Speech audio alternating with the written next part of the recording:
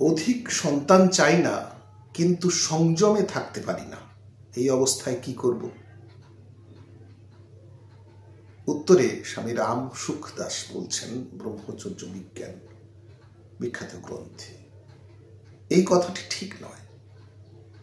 যদি আপনারা সংযম রাখতে চান তাহলে অবশ্যই সংযমে থাকা সম্ভব। আমি বেশ কিছুদিন আগে শিবানন্দের লেখা ব্রহ্মচর্যই জীবন শীর্ষক বইটি পড়েছিলাম।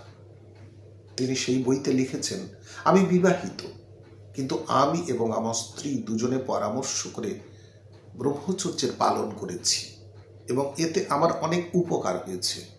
সবাই যাতে উপকৃত হতে পারে সেই জন্য আমি এই বই লিখেছি। একজন মা জননী আমায় বলেছিলেন যে তার বাড়ির কাছে জনৈক জৈন পরিবার বসবাস করত। রোজ রাতে তাদের কথা বলার আওয়াজ শোনা যেত। একদিন তিনি তাদের জিজ্ঞাসা করলেন যে আপনারা রাতে কথা বলেন, ঘুমন না? তারা বললেন যে বিবাহের পূর্বে আমাদের মধ্যে একজন কৃষ্ণপক্ষে এবং অপরজন শুক্লপক্ষে ব্রহ্মচর্য ব্রত পালন করার শপথ গ্রহণ করেছিলাম। এখন তৃতীয় পক্ষ কোথায় পাব? কাজেই এক ঘরে থাকা সত্ত্বেও আমরা পরস্পর ধর্মচর্চা করে থাকি। তাৎপর্য এই যে আপনারা গৃহস্থ হওয়া সত্ত্বেও সংযম পালন হবে না এরূপ ভেবে নিয়ে হতাশ হবেন না, ভেঙে পড়বেন না। উৎসাহ বজায় রাখুন। মানুষ যদি সংযম না পালন করে তাহলে কে করবে? ধৈর্য বীরত্ব রাখলে অসম্ভব সম্ভব হতে পারে। হিম্মত মত ছাড়ো নরা, মুখতে কহতা রাম, হরিয়া হিম্মত সে কিয়া, ধ্রুব কা অটল ধাম। সুতরাং উৎসাহ হারাবেন না ও ভগবানের উপর ভরসা রাখুন এবং প্রার্থনা করুন যে হে প্রভু, আমরা সংযমে থাকতে চাই, আমাদের শক্তি দাও। এইভাবে আপনারা যত বেশি তৎপর হবেন, ভগবানে ভরসা রাখবেন, ততই বেশি অলৌকিক চমৎকার দেখতে পাবেন। পরীক্ষা করে দেখুন। আগেকার দিনে নির্বীজকরণ, জন্ম নিয়ন্ত্রণ বা অপারেশন ইত্যাদির চলন ছিল না, তখন লোকে সংযমে থাকত। সেরূপ বর্তমানেও সংযমে থাকা উচিত। বর্তমানে যে সংযম ইত্যাদি দৈবী সম্পদ ধারণ করাকে কঠিন বলে মনে করা হয়, তার কারণ হলো প্রথমে অসংযম ইত্যাদি আসরিক ক্রিয়ার অভ্যাস তৈরি করা হয়েছে। ভেবে দেখুন যে যে প্রকৃত সত্যবাদী, তাকে যদি বলা হয় যে তুমি যদি মিথ্যে কথা বলো তাহলে তোমাকে 1000 টাকা দেব, তাহলে সে কিন্তু টাকার লোভে মিথ্যা কথা বলবে না। কিন্তু যে সত্য মিথ্যার পরোয়া করে না, তাকে যদি বলা হয় যে তোমার 5টি টাকা দেব তুমি যদি সত্যি কথা বলো, তাহলে সে সত্যি কথা বলবে। যে মাংস খায় না তাকে 1000 টাকার বিনিময়েও মাংস খাওয়ানো যাবে না, সে মরে গেলেও মাংস খাবে না। কিন্তু যে মাংস খায় তাকে যদি বলা হয় যে আপনি মাছ মাংসের বদলে আমার এখান থেকে নিরামিষ ভোজন করুন এবং রোজ 5টি করে টাকা পাবেন, তাহলে মাসাধিক কাল পর্যন্ত ভোজন করতে তার কোনো অসুবিধা হবে না। যারা মদ খায় না তাদের ভয় বা লোভ দেখিয়ে মদ খেতে বাধ্য করা যাবে না, কিন্তু যারা মদ খায় তারা সাধু মহাত্মাদের সংস্পর্শে এসে বা নিরোগ জীবনের লোভে মদ খাওয়া ত্যাগ করতে পারে। তাৎপর্য হলো সত্য বলা, মদ মাংসের ত্যাগ সহজ, কিন্তু মিথ্যে বলা, মদ মাংসের সেবন করা কঠিন। এভাবেই সংযমের ত্যাগ কঠিন, কিন্তু সংযম করা কঠিন নয়। এটি অনুভব সিদ্ধ কথা। আরেকটি কথা হলো এই যে সংযম স্বতঃসিদ্ধ এবং অসংযম কৃত্রিম। স্বতঃসিদ্ধ কাজ কঠিন বলে কেন মনে হয়, এ বিষয়ে একটু গভীরভাবে ভেবে দেখার প্রয়োজন আছে। যে সকল ব্যক্তি সংযম ত্যাগ করে নিজের জীবনকে অসংযত করে ফেলে, তাদের পক্ষে পুনরায় সংযমী হওয়া কঠিন হয়ে পড়ে। যদি প্রথম থেকেই সংযম পালন করা হয় তাহলে দুর্গুণ এবং বদভ্যাসের ত্যাগের ফলে মানুষের মধ্যে বীরত্ব, উৎসাহ এবং স্থিরতা আসে। সংযমে থাকলে যে পরিমাণে উৎসাহ, আনন্দ, বল, ধৈর্য এবং শরীর আরোগ্য থাকে তা অসংযমী জীবনে সম্ভব নয়। আপনি কিছুদিন ভালো সঙ্গ করলেন এবং সংযমে থাকলে এই সত্য অনুভব করতে পারবেন যে বাস্তবিক পক্ষে সংযমে কি মহান লাভ হয়েছে। সংসারে যত রকম রোগ আছে তা প্রায়ই অসংযমের পরিণাম। প্রারব্ধজনিত রোগ খুবই কম হয়ে থাকে, সংযমী পুরুষের রোগ খুবই কম হয়ে থাকে। সে নিশ্চিন্ত যে, কিন্তু অসংযমী পুরুষের মধ্যে সর্বদাই ভয় এবং চিন্তা বজায় থাকে।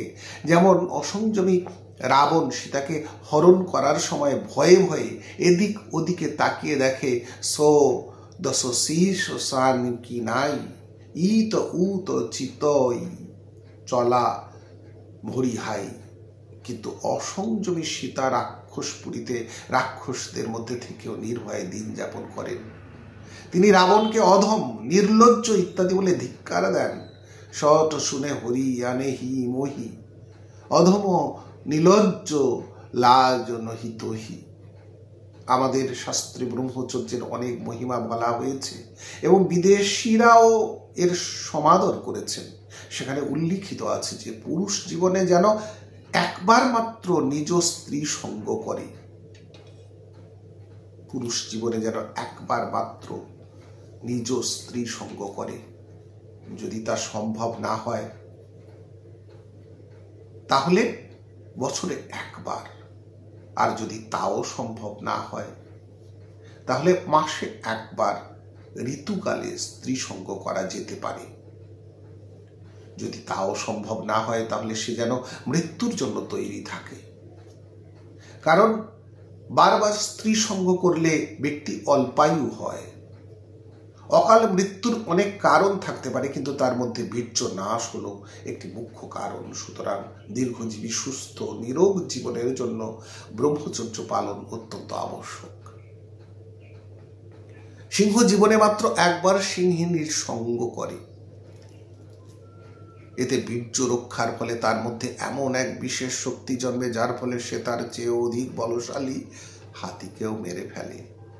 কিন্তু যে মানুষ বারবার স্ত্রী সঙ্গ করে তার মধ্যে সেই ওজবল থাকে না, উপরন্তু দুর্বলতা জন্মে ব্রহ্মচর্য পালনের দ্বারাই ওজবল উৎপন্ন হয়। ব্রহ্মচর্য পালন করলে বড় বড় রোগ কাছে ঘেঁষতে পারে না। যে ব্যক্তি ব্রহ্মচর্য পালন করে তার সন্তান তেজস্বী এবং নিরোগ হয়। কিন্তু যারা ব্রহ্মচর্যের পালন করে না, অধিক সঙ্গমের ফলে তাদের রজোবীর্যে তেমন শক্তি থাকে না।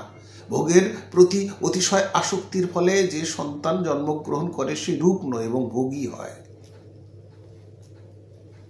সুতরাং ধর্মকে প্রাধান্য দিয়ে সন্তান উৎপন্ন করা উচিত, যাতে ধর্মপ্রাণ এবং নিরোগ সন্তান উৎপন্ন হয়। ভগবান ও ধর্মযুক্ত কামকে নিজের স্বরূপ বলে বর্ণনা করেছেন। ধর্ম বিরুদ্ধ ভূতেষু কামহস্মি ভরতস্বরূপ। যে ব্যক্তি শাস্ত্রের বিধান অনুসারে সৎনারের জন্য উপযুক্ত কালে স্ত্রী সঙ্গ করে সেই ব্যক্তি গৃহস্থাশ্রমে থেকেও ব্রহ্মচারী তুল্য। কিন্তু যে সুখ ভোগ করার জন্য নিজ পত্নীর সঙ্গ করে সে পাপ কার্য করে। গীতায় শুধুমাত্র বিষয় ভোগের চিন্তনের দ্বারা পতন হবার কথা বলা হয়েছে এবং কামকে সমস্ত পাপের মূল এবং নরকের দরজা বলে চিহ্নিত করা হয়েছে। এর তাৎপর্য এই যে সুখ ভোগের ইচ্ছা রেখে নিজ পত্নীর সঙ্গ করা হলো নরকের দ্বার, পাপ এবং বুড়ে বিড়ম্বনার কারণ। দৃঢ় নিশ্চয় থাকলে ব্রহ্মচর্য পালন এমন কোনো কঠিন কাজ নয়।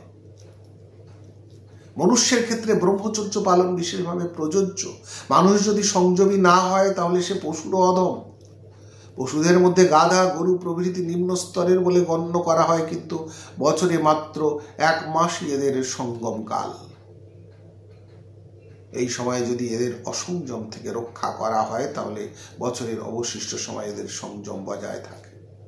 যেমন শ্রাবণ মাসে গাধার, কার্তিক মাসে কুকুরের, মাঘ মাসে বিড়ালের উপর সতর্ক দৃষ্টি রেখে যদি ব্রহ্মচর্য পালন করানো হয় তাহলে তারা সংযমী হয়ে ওঠে। কিন্তু মানুষের জন্য 12 মাসই উন্মুক্ত, কাজেই অপর কেউ তাকে সংযমী করতে পারে না। একমাত্র নিজে চাইলেই সে সংযম পালন করতে পারে, নিজেকে রক্ষা করতে পারে।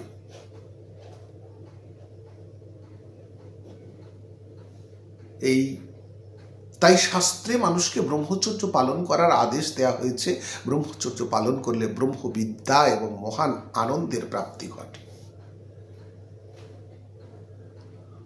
ধন্যবাদ।